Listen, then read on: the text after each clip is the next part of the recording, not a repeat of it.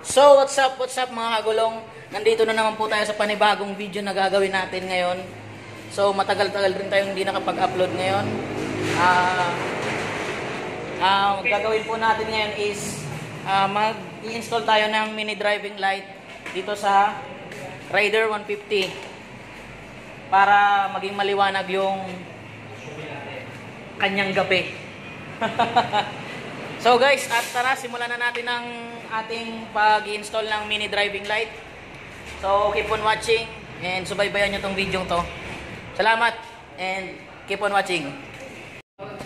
So ayun mga kagulong, ito yung ating item na nabili sa halagang 1,800. Meron na kayong, ayan po mga kagulong, mini driving light kasama na shipping sa 1,800. So, ang nilalaman ng ating box is bracket, yung mini driving light LED, and po dalawa, and then dalawang ballast. Ito, siyempre kailangan nyo rin pong bumili ng switch, heavy duty switch. So itong mini driving light, wala po siyang kasamang switch kapag binili nyo, and relay, wala po siyang kasamang relay tsaka bracket. So yun, magpo-provide po kayo ng switch, heavy duty switch, and Bosch relay. Ayan, female tsaka male socket. And then mag-provide kayo mga gulong ng bracket para sa paglalagyan ng inyong mini driving light. And then may kasama rin po siyang mga bolts and nuts para sa ating bracket. So ayun mga gulong, so hahanapan po muna natin siya ng posisyon sa motor para hindi siya bumangga. So kailangan nyo din po pala mga kagulong ng wires para sa fuse, para sa pagkokonektahan ng fuse ng mini driving light papuntang battery. And nagdagdag tayo ng isang relay para sa high and low kasi dalawa ang ating ballast. Ayan, kaya magdadagdag tayo ng relay. So mga kagulong, ayun na nga, nakahanap na tayo ng mapaglalagyan natin ng ating mini driving light dito sa may baba ng headlight. Depende na lang yan sa inyo kung gugustuhin nyo maglagay ng bracket or magdagdag ng bracket.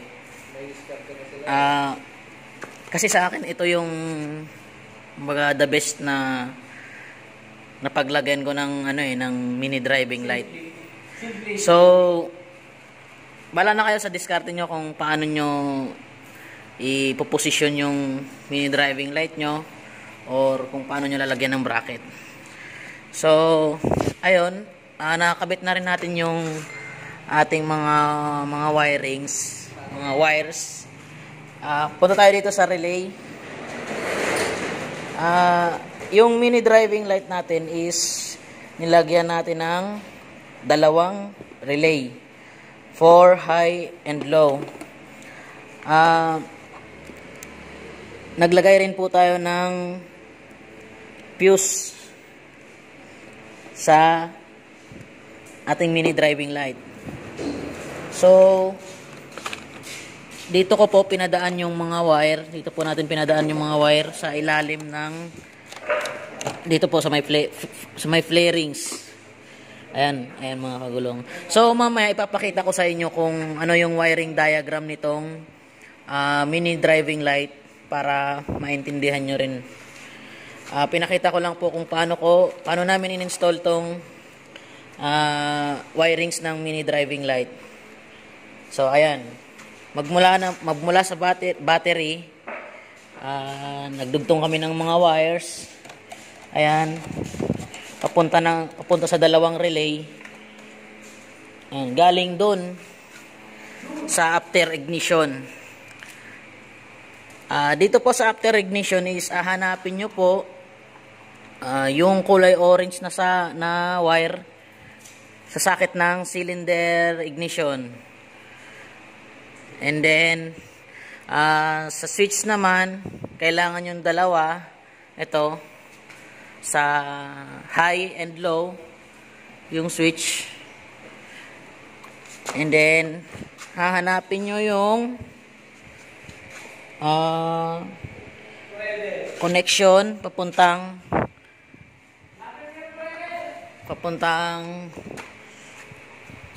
relay. So,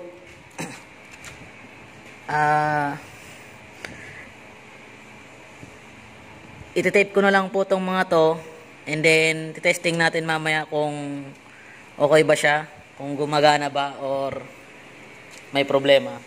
So, ayun lang muna mga kagulong. Mamaya i-explain ko sa inyo kung ano yung wiring diagram nito, and ipapakita ko sa inyo yung tawag dito, sketch ng diagram kung paano natin to kinabit yung mini driving light. So ayan mga kagulong, tingnan nyo. So update na lang ako kung ano magiging resulta nito. So mga kagulong, papakita ko lang sa inyo yung wiring diagram ng DIY mini driving light para sa pag-install sa ating Rider 150 carb type. So mga kagulong, umpisahan natin dito sa mini driving light, dito sa LED. Itong dalawang LED, dalawang LED, hanapin nyo lang yung low side nya, yung kulay dilaw na lights, pag-iisahin nyo, and then hanapin nyo yung high side, yung kulay white na ilaw, and then yung sa gitna, yung kulay itim is ground. Itong dalawang to, ground po yan. Para matest nyo kung saan ba yung white or yellow dyan, test nyo sa battery. So punta tayo sa ating relay. So kapag napag-isa nyo na yung low dito, high, napag-isa nyo na, so kabit nyo sa 87. Yung low side sa isang 87, yung isang high side sa isang 87. So yung 86 is pumunta kay ignition key or after ignition. Hanapin nyo yung after ignition nya. And then yung 85, so pumunta siya doon kay switch. Ito yung isang 85 dito sa relay. And then yung isang 85 naman is pupunta din kay switch sa high switch, sa high side ng switch nya. Ito yung low side sa isang 85. Ayan. Yung switch kasi is may low and high. So ayan, yung low ng switch punta na kay 85. Ayan yung high din, ganoon rin kay 85. So itong 87 na to na nasa gitna, wala na po yan, cut na yan. Itong 30, tag isang 30 is pumunta muna kay fuse bago dumiretso kay battery, yung dalawang 30. Pag-iisahin nyo po yun, tapos i-connect nyo kay fuse, kahit mga 15 amperes or 10 amperes na fuse, pwede na po yun. So ididiretso nyo siya kay positive.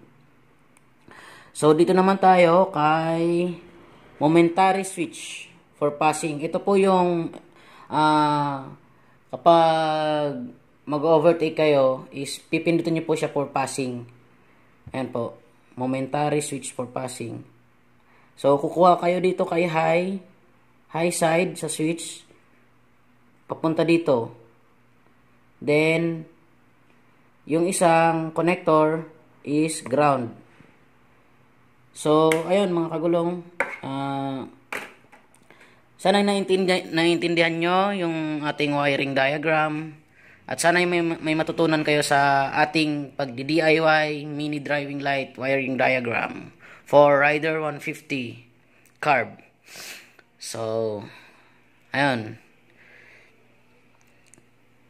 Ayan mga kagulong. Ulitin ko lang. Pakita ko lang sa inyo. Ayan mga kagulong. Ayan.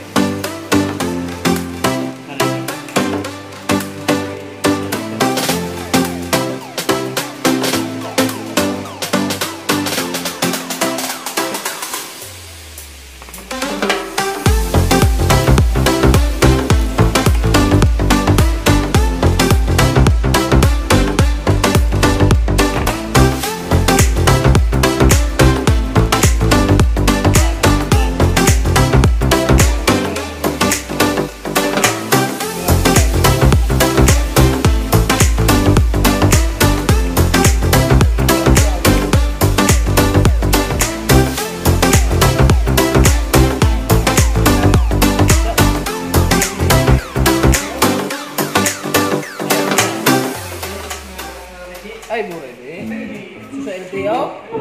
Kan dia wes. Tak mana pun apa bekerja, lisensi. Kita lisensi. Kita lisensi bagaimana?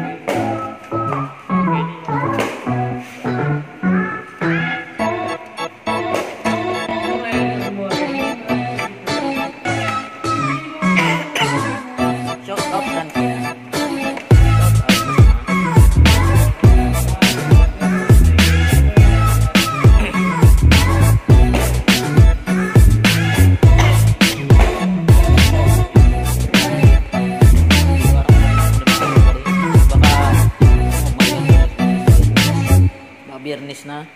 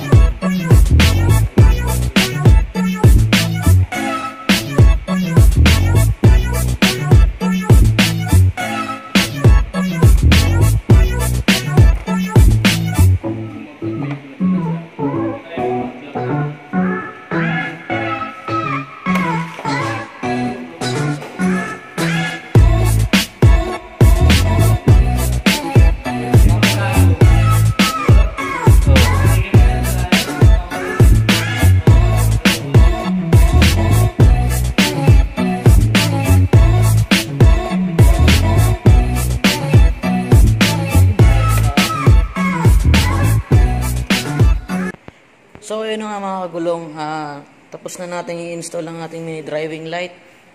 So, ready for testing na tayo. Iti-test na natin kung anong kinalabasan, anong resulta ng ating installation. So, let's test the mini driving light. So, ayan po ang kulay yellow, yung all-weather.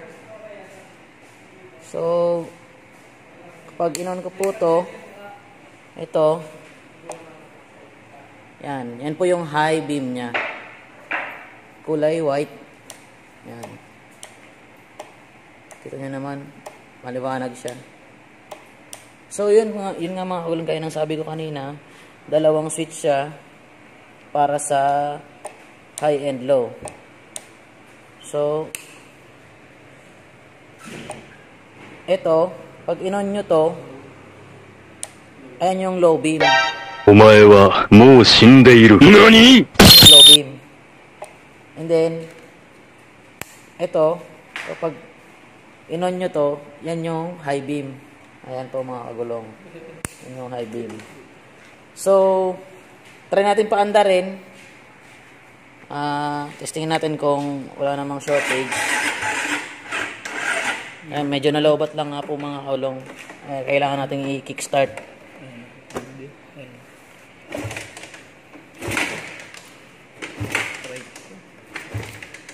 So talaga pag mga nagagalit.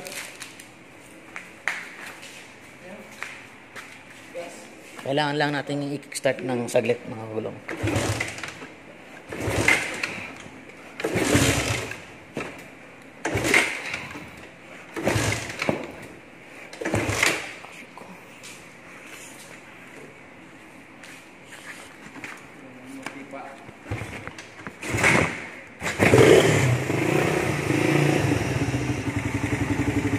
So ayan, mandar na.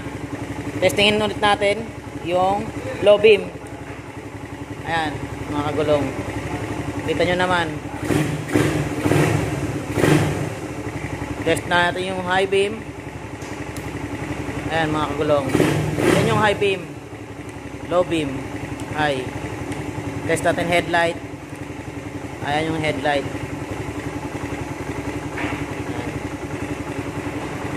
So, ayan mga kagulong.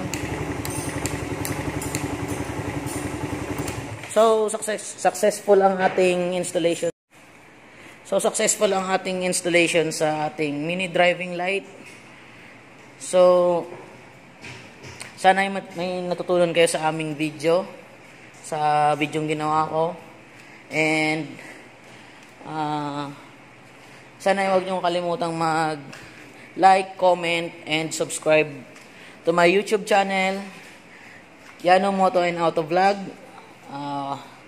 Huwag niyo rin pong kalimutang i-share and hit niyo na rin po yung notification bell para lagi kayong updated sa aking gagawing mga videos, sa susunod kong mga videos na gagawin. And bago nga pala matapos tong vlog na to, shout out nga pala sa mga tulong namin gumawa nitong mini driving light and sa may-ari nitong sa owner nitong Raider 150. So, shoutout nga pala kay Pading Archie. Kay Pading Archie sa akin daw. Yan siya, mga kagulong. And shoutout nga pala din kay Jobert Oshana P. Alias Now Joji. Ayan po mga kagulong, isang mamaw. And shoutout nga din pala kay Melvin Arcega. Inabot na po kami ng alas 12 sa paggawa. Dahil yun nga, nagutom. And shoutout din pala kay Mark. Sana'y may natutunan kayo sa aking video. And till next time mga kagulong, salamat sa panonood, sa pag-like, share, and comment. Keep on watching. Salamat sa mga sumuporta sa akin and salamat sa mga naging parte ng 1,000 subscribers ko. Sana'y patuloy nyo akong suportahan. So, hanggang dito na lang ang aking video. Till next time, see you sa susunod kong vlog. Peace out.